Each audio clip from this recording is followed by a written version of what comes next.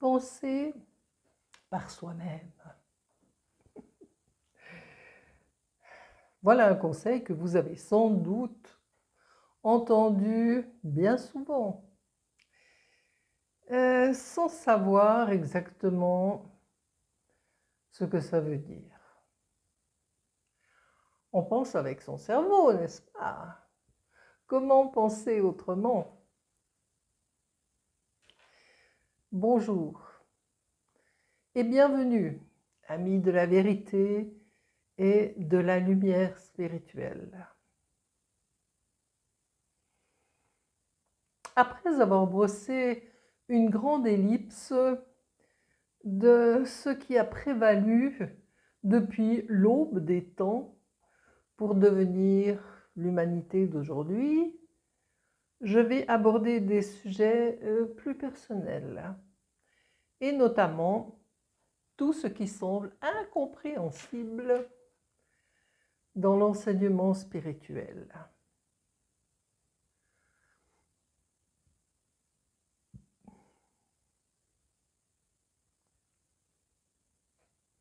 Il y a ici une règle générale. Si c'est incompréhensible, c'est que ce n'est pas encore révélé en vous.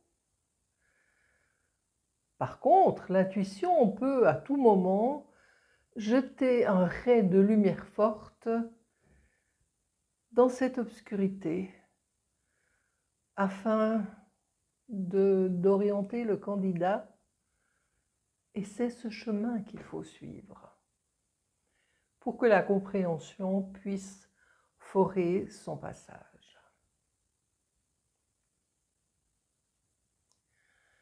Comme les initiés de tous les temps ne cessent de le dire, le chemin spirituel est une voie de purification et de transformation qui sont réalisées au gré des expériences dans la matière,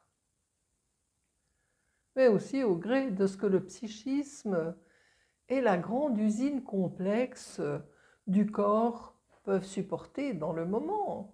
Oui, bien sûr. Mais il ne faut pas vouloir aller plus vite que la musique. Vous savez sans doute que nous sommes créés sur une fréquence, un accord, une vibration de base. Et les difficultés surgissent du fait que nous devions dépasser cet accord de base, sans même comprendre pourquoi. Au début, tout au moins. Beaucoup d'entre nous ont subi de grandes difficultés durant l'enfance et l'adolescence, et cela semblait pointer le fait d'une sensibilité exacerbée. Oui, tout réclamait l'obéissance à la vibration naturelle. Et pourtant, s'y adonner ne résout pas le problème. C'était comme si nous faisions partie d'un genre humain défaillant. Et tout cela pendant l'enfance, quand on ne sait encore rien sur rien. Mais c'est ainsi que l'on devient chercheur. Ensuite, on découvre la société autour de soi et les attentes de nos proches. On se met à la recherche de ceux qui nous ressemblent, ceux susceptibles de construire un monde digne de ce nom. Et pendant quelque temps, cela semble réussir. Mais l'image d'un monde lumineux que l'on porte en soi ne se réalise pas aussi facilement. Et non. Et surtout de manière permanente, car l'univers matériel est changeant. on retombe vite dans le piège pernicieux, celui des rêves perdus et des habitudes. Car voilà, la vingtaine s'étant envolée, la bande de copains qui refaisaient le monde en parlant d'OVNI et de la grande pyramide de Gizeh a été reconfigurée par les défis professionnels, les mariages, les naissances, etc. Et finalement, de toute une bande ne reste que quelques-uns, de plus en plus marginalisés, qui cherchent encore une explication à leur présence dans ce monde en folie. Arrivé à ce cap, on trouve parfois une communauté spirituelle, un groupe de réflexion ou de prière, ou de méditation. On change parfois de religion, avec l'occasion d'orienter sa vie vers l'étude de l'invisible. Et parallèlement, tout se calme peu à peu dans notre vie de tous les jours. On comprend que c'est un mauvais calcul d'axer sa vie sur l'argent ou la carrière. Il vaut mieux se demander pourquoi on est venu sur la terre et quelle peut bien être notre utilité durant cette vie. Cette période de remise en question nous donne la possibilité de comprendre certaines bases des mentalités.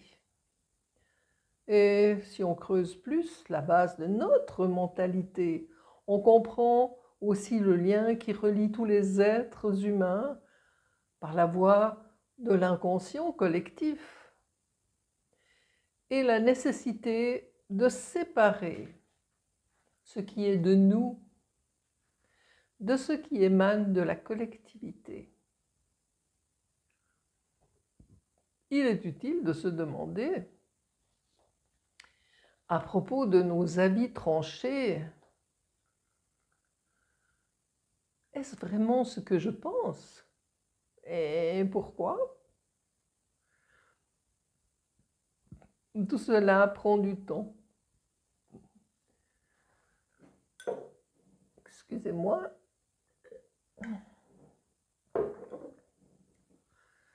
Et souvent de nombreuses années durant lesquelles on vit en parallèle une vie matérielle assez banale. Le but étant de découvrir nos 3 centres de conscience, la tête, le cœur et le bassin. Ne pas laisser le sentimentalisme régner en maître dans le cœur, alors que c'est là que se trouve la vérité absolue. Ne pas laisser les instincts de base jouer les dictateurs. Penser par soi-même. Cela veut dire aligner les 3 vecteurs de conscience, c'est-à-dire aligner la pensée logique et l'intuition du cœur pour trouver l'équilibre parfait. Ensuite, le plus difficile, grâce à la maîtrise que donnent la tête et le cœur réunis, c'est de tenir bon face à la puissance instinctive de la conscience du bassin.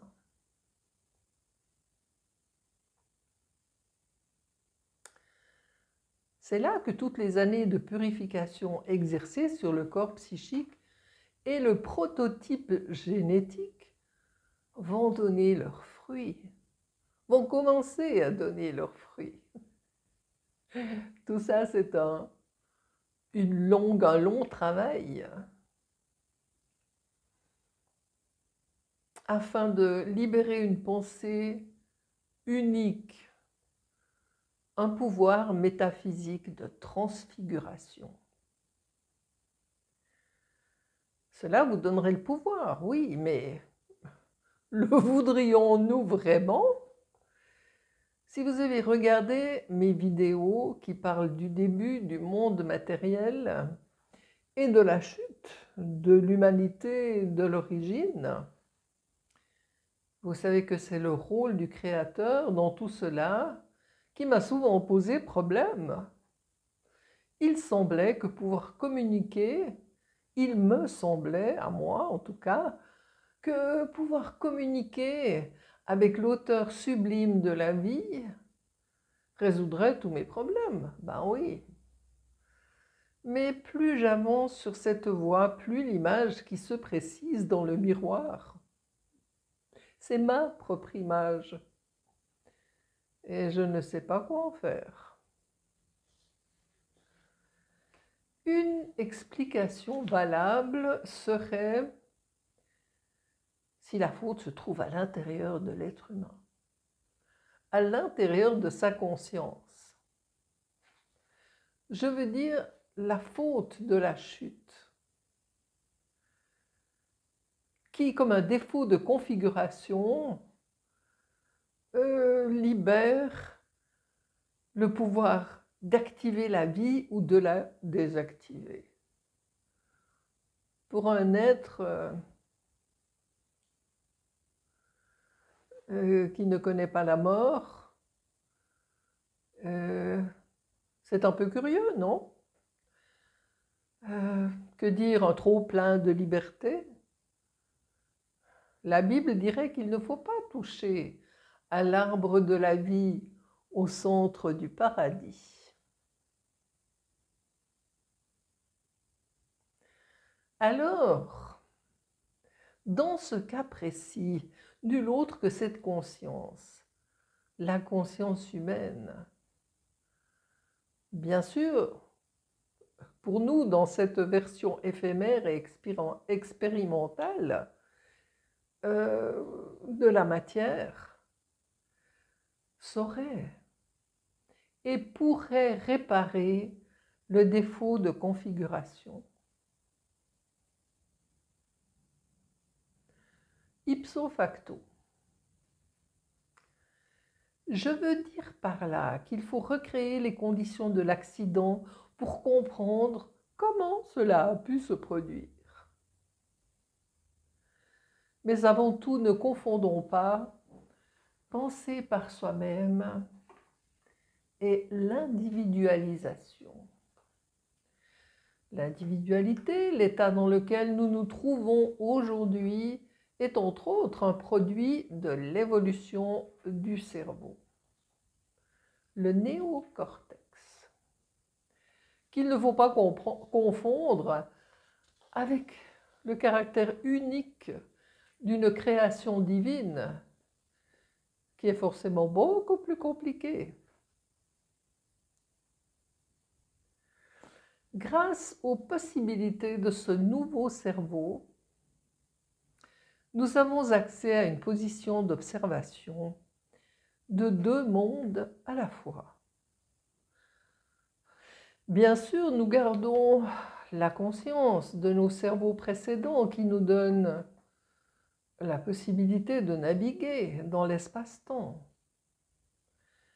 Mais viennent s'y ajouter la compréhension de la pensée pure et également la nostalgie du monde de l'origine qui, grâce à l'ingénierie glandulaire, le grand mystère des capacités du cerveau, va révéler l'invisible dans le visible, que nous pourrons alors voir dès qu'il sera présent en nous, et corriger le défaut de configuration. Mais il est erroné de penser que grâce à tout ce processus, nous serons alors une meilleure version de nous-mêmes. La Bible indique non pas une amélioration, mais un changement radical, dont nous ne savons absolument rien. Comment sommes-nous censés accueillir cela? Se dire par exemple que le monde de l'amour, c'est mieux. Donc, Pas besoin d'explication. L'évangile de Marc relate la phrase du Christ. Laissez venir à moi les petits enfants. Qu'en pensez-vous? C'est vrai que l'on regrette ici et là certaines choses de l'enfance. Mais on pourrait se dire aussi, et tout le travail de l'adulte sur le chemin spirituel, faut-il vraiment poser sa tête sur le bio et bazarder tout ça? C'est notre conscience, cette triple conscience, qui est la seule vérité créatrice en nous. N'est-ce pas? Serait-ce cette vision-là de la réalité que nous voulons fixer à tout jamais? On ferme les yeux et si tout va bien, on atterrit dans le monde où de petits êtres joyeux et innocents jouent dans un pré en fleurs. En fait, dans ce scénario, personne n'a besoin de moi. Pourquoi suis-je ici? Mais si le créateur de toute chose est l'esprit de l'origine, et que sa présence soutient constamment la création tout entière, alors l'humain de l'origine est peut-être l'architecte des mondes. Si notre but était de rencontrer le grand créateur, désirons-nous découvrir finalement qu'il s'agit de nous-mêmes? Enfin, potentiellement. Allez savoir si la difficulté ne se trouve pas là. Pourrions-nous cesser de dire « je » et quand même exister? Penser par soi-même, c'est faire de la lumière dans le réduit obscur de l'ego. Regardons d'abord le monde qui a été créé pour nous. C'est un monde où existe le temps de naître, le temps de réaliser, le temps de disparaître. Mais si cela n'était pas le cas, eh bien sans doute vivrions-nous alors au rythme de la pensée, parfois occupés à certaines tâches motrices ou de maintenance, aux occupations automatiques internes, parfois occupés à la communication extérieure, parfois se concentrant sur un problème ou écoutant le bruit des univers. Je ne sais pas. Mais il y aurait quand même dans tout cela une certaine version du temps.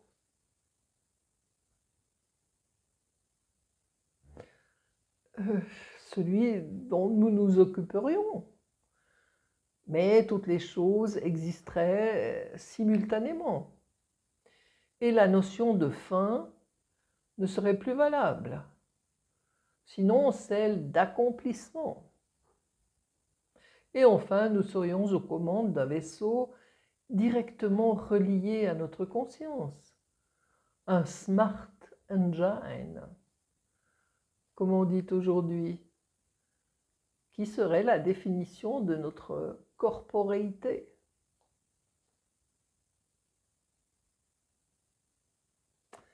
Ça, c'est pour nous, en tant que créatures.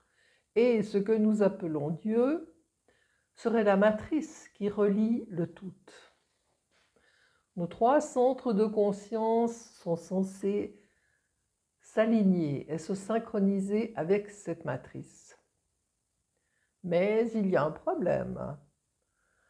Avec la troisième conscience, celle du bassin, Elle est issue de la planète, et oui, et bien sûr reliée à la matière et au temps.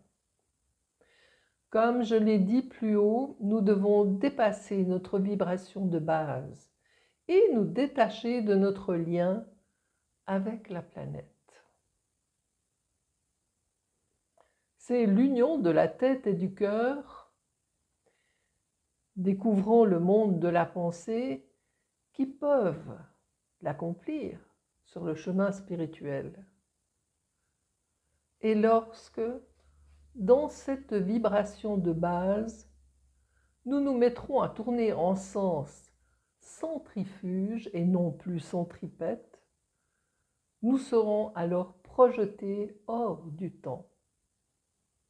Et il ne se sera rien passé de grave, rien de sanglant. Et pourtant, pour tous ceux qui l'expérimentent, c'est ça, la fin du monde. L'époque actuelle est favorable à ce genre de passage, qui n'est perceptible qu'à ceux dont le corps et l'esprit sont préparés. Ils peuvent saisir que la nouvelle Terre, celle que tout le monde recherche, celle que tout le monde attend, n'est qu'une vision plus élevée à laquelle on peut accéder par un chemin spirituel. On pourrait dire aussi, ce qui est sujet à compréhension, bien sûr, c'est que dès qu'on la voit, on y est. Sans l'espace, la distance n'existe pas. Il suffit donc d'être dans le même état pour s'y trouver.